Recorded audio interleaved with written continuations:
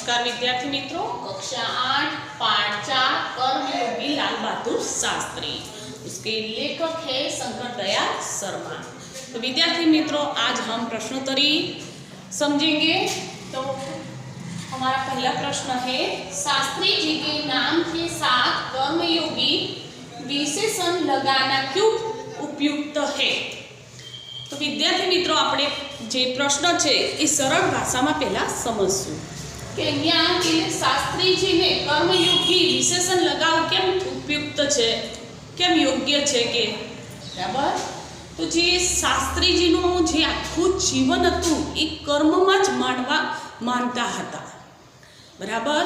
અને અમુક લોકો જે હોય તો પોતાના ભાગ્ય ઉપર ભરોસો કરીને બેસી રહે અને ભાગ્યમાં કે લખાયું હશે તો કે થશે बराबर। જ્યારે શાસ્ત્રીજી ભાગ્ય ઉપર ભરોસો કરતા નહોતા, કર્મમાં જ માનતા અને કર્મને જ ઈશ્વર માનતા બરાબર। આખું જે એમનું આખું જે જીવન હતું એ કર્મમય હતું, એટલા માટે જે શાસ્ત્રીજીને કર્મયોગી કહેવામાં આવે છે બરાબર। એટલું તમે આ રીતે પહેલાં સમજશો તો તમને સરળ ભાષામાં પહેલાં સમજવાનું કે શું કહેવા માગે છે પ્રશ્નમાં। વિદ્યાર્થી મિત્રો, તો देखिए कि शास्त्री जी का सारा जीवन कर्ममय था। आखू जे एनु जीवन हतुं शास्त्रीजीनुं ए आखू जीवन केवुं हतुं कर्ममय, कर्ममां ज ए मानता हता ने कर्म करता रहता। वे भाग्य पर भरोसा करके बैठे रहने वाले लोगों में से नहीं थे कि जे लोग भाग्य पर भरोसा करीने पोते के भाग्य में लखायुं हशे तो आम थशे बराबर, एम पोते बेसी रहता नता बराबर, भाग्य ऊपर बेसी रहता नता, कर्ममां ज मानता हता बराबर। वे अपनी चिंतन और कर्म शक्ति पर भरोसा रखते थे और लकीरों पर नहीं। पोतानी चिंतन पोतानी शक्ति पर भरोसा रखता था विद्यार्थी मित्रों, पोतानी शक्ति पर भरोसा रखता अने लकीर एटले के भाग्य पर भरोसा रखता नहीं।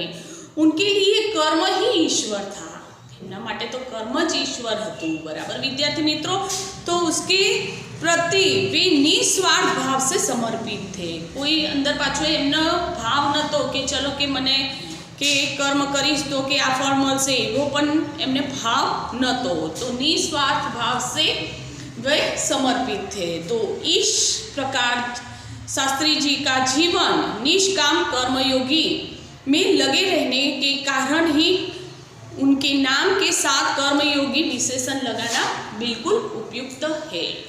એટલા માટે જે એમને નિષ્કામ કર્મયોગી એટલે કે ફળની આશા રાખ્યા વગર એ કામ કરતા હતા, એટલા માટે જ એમની નામની સાથે કર્મયોગી વિશેષણ लगावવું उपयुक्त છે। तो विद्यार्थी मित्रों, आगे का प्रश्न देखिए, शास्त्री जी ने देश की किस आकांक्षा को पूरा किया कैसे?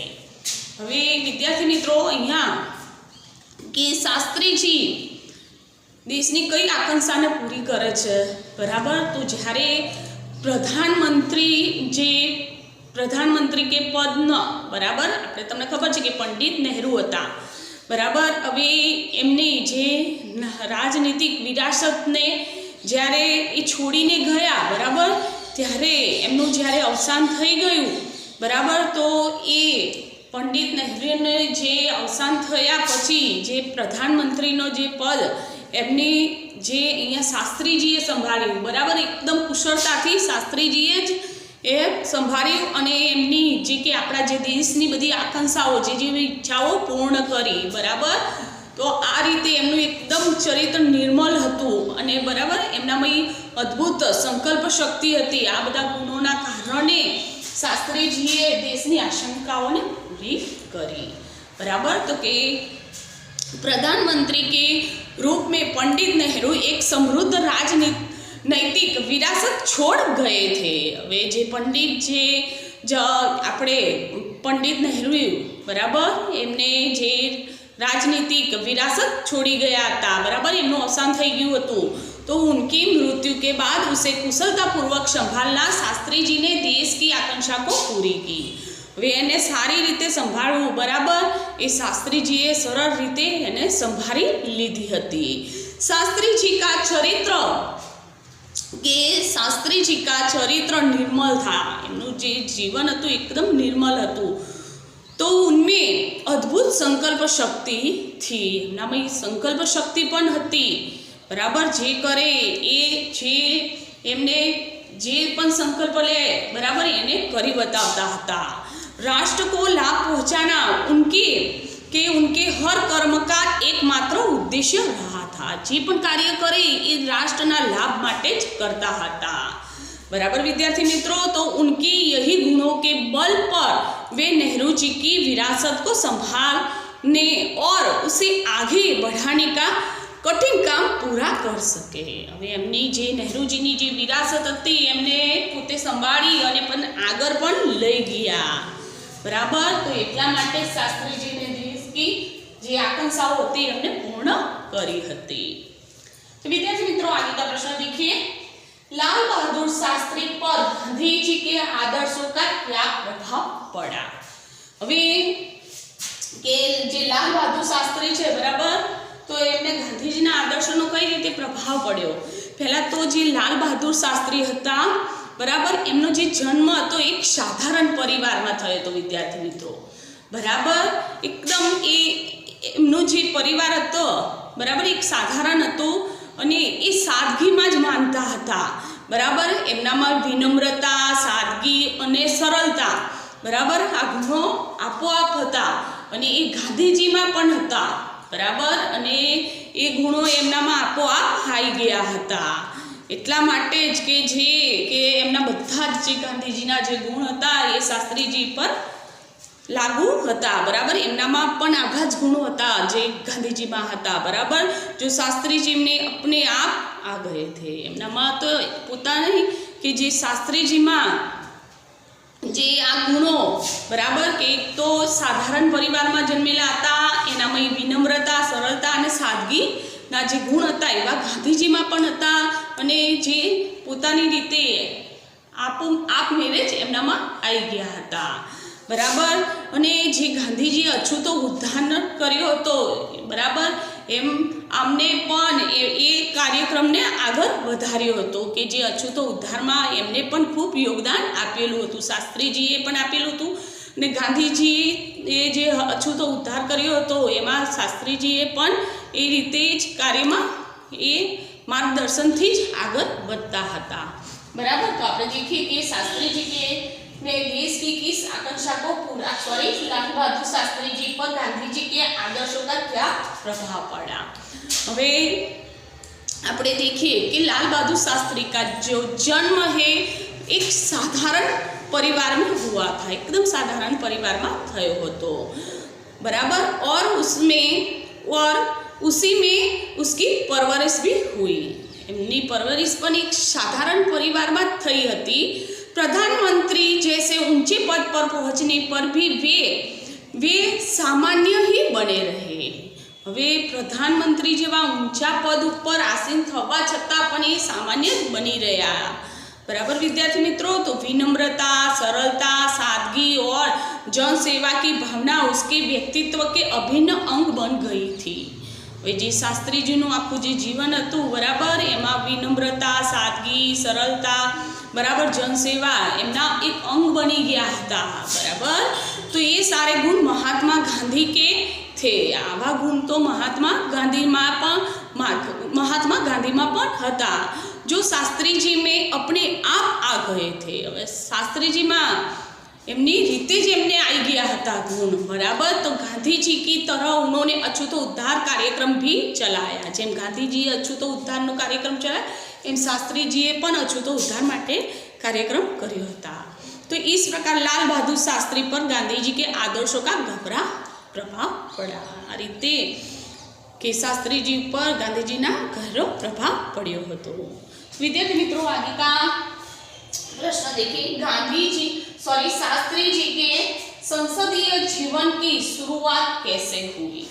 हवे अहींया के जे शास्त्री जी, बराबर, एमनो संसदीय जीवन कई रीते शुरू थयुं। पहला तो एक तो शास्त्रीजी निष्ठा अने मेहनती हता, बराबर, निष्ठावादी हता ने मेहनती हता, ने आज गुणोना લીધે એમને 1937 કે આપણે કે સંયુક્ત વ્યવસ્થાપિકામાં સભામાં નિર્વાચિત કરવામાં આવ્યા, એમને ચૂનવામાં આવ્યા. આ રીતે એમને સંસદીય જીવનમાં ઘણા કાર્યોમાં એમને ચૂનવામાં આવ્યા હતા. પણ એમની સંસદીય જે જીવનની શરૂઆત થઈ તો 1937 થઈ વિદ્યાર્થી મિત્રો. बराबर. तो આપણે देखिए कि शास्त्री जी के संसदीय जीवन की शुरुआत कैसे हुई. तो शास्त्री जी के कार्य के प्रति गहरी निष्ठा थी. कोई पण कार्य करे ने एना प्रति गहरी निष्ठा थी. बराबर विद्यार्थी मित्रों. वे मेहनत करने की अदम्य क्षमता भी रखते थे. આપણે મહેનત કરવાની એકદમ ખૂબ ક્ષમતા રાખતા હતા વિદ્યાર્થી મિત્રો. તો આપણે પણ કોઈ પણ કાર્યમાં આગળ વધવું હોય તો મહેનત ખાસ જરૂરી છે. બરાબર. तो अपनी इन्हीं गुणों के कारण सन 1937 में वे संयुक्त प्रांत की व्यवस्थापिका सभा के लिए निर्वाचित हुए. वे जे 1937 बराबर तो संयुक्त प्रांतनी जे व्यवस्थापिका बराबर एना माटे एमने चूनवामां आव्या हता. बराबर. तो स्वातंत्र प्राप्ति के बाद कई बार वे संसदीय के लिए चुने गए. स्वातंत्र जे प्राप्ति थई बराबर एना पछी एमने केटली बार संसदीय माटे चुनवामां पण आव्या हता. परंतु उनकी संसदीय जीवन की वास्तविक शुरुआत सन 1937 में के निर्वाचन से ही हुई. હવે એમની જે મેન શરૂઆત તો કે જે સંસદીય જીવનની જે શરૂઆત મેન શરૂઆત કે 1937 એમની શરૂઆત થઈ. बराबर विद्यार्थी मित्रों. तो आगे का प्रश्न देखिए. छात्रों के दीक्षांत समारोह में शास्त्री जी ने कौन से विचार व्यक्त किए. विज्ञान सुके छे कि छात्रों के दीक्षांत समारोह में शास्त्री जी ने कौन से विचार व्यक्त किए. હવે અહીંયા જે અલીગઢના જે વિશ્વવિદ્યાલયમાં એક દીક્ષાંત સમારોહ હતો. બરાબર વિદ્યાર્થી મિત્રો. તો એ દીક્ષાંત સમારોહમાં એ છાત્રોને અવગત કરીને કહે છે કે તમારી મંજિલ ગમે તે હોય. બરાબર વિદ્યાર્થી મિત્રો. તમે ડૉક્ટર બનવા માંગતા હોય, એન્જિનિયર બનવા માંગતા હોય, વકીલ બનવા માંગતા હોય, પણ પહેલાં તમે શું છો? દેશના એક નાગરિક છો. બરાબર. તો આપણે દરેક કાર્ય દેશના હિત માટે કરવું જોઈએ પહેલાં તો. બરાબર. તો એ રીતની અહીંયા એ ધારણા આપે છે. બરાબર. તો આપણે સમજીએ कि अलीगढ़ विश्वविद्यालय के दीक्षांत समारोह में शास्त्री जी ने छात्रों से कहा था कि भविष्य में आप कुछ भी बने. શું કે છે જે અલીગઢ વિશ્વવિદ્યાલયમાં બરાબર દીક્ષાંત સમારોહ હતો એમાં એમને છાત્રોને અવગત કરીને શું કે છે કે તમારી ભવિષ્યની કે તમે ગમે તે બનવા માંગતા હોય. બરાબર. ભવિષ્યમાં તમે જે પણ બનવા માંગતા હો, लेकिन सबसे पहले आप इस देश के नागरिक हो. શું છો? પહેલા તમે દેશના શું છો? નાગરિક છો. देश का संविधान आपको कुछ अधिकार देता है. તમને દેશ અમુક અધિકાર પણ આપે છે. બરાબર. समय ही आप पर कुछ कर्तव्यों का भार भी डालता है. અને સાથે સાથે તમને કર્તવ્યનો ભાર પણ તમારા ઉપર નાખે છે. બરાબર. तो देश में प्रजातंत्र होने के कारण प्रत्येक नागरिक को निजी स्वतंत्रता मिली है. હવે આપણો જે દેશ છે પ્રજાતંત્ર છે. બરાબર. કે એમાં તમને નિજી પોતાની અંગત સ્વતંત્રતા પણ મળે છે. इस स्वतंत्रता का उपयोग हमें समाज के हित में करना चाहिए. આપણાને આ જે સ્વતંત્રતા મળે છે વિદ્યાર્થી મિત્રો એ સમાજના હિત માટે આપણે ઉપયોગ કરવી જોઈએ. तो इस प्रकार छात्रों के दीक्षांत समारोह में शास्त्री जी ने संविधान द्वारा नागरिकों को मिली स्वतंत्रता के सदुपयोग के बारे में अपने विचार प्रकट किए. હવે જે દીક્ષાંત સમારોહ હતા એમાં જે નાગરિકોને બરાબર જે આપણાને સ્વતંત્રતા મળી છે બરાબર પણ એ સ્વતંત્રતા સદુપયોગમાં આપણે વારીએ એવું એમને આપણે દીક્ષાંત સમારોહમાં પ્રવચન આપે છે. तो विद्यार्थी मित्रों यहाँ से जो हमारा प्रश्नोत्तरी है पूर्ण होती है.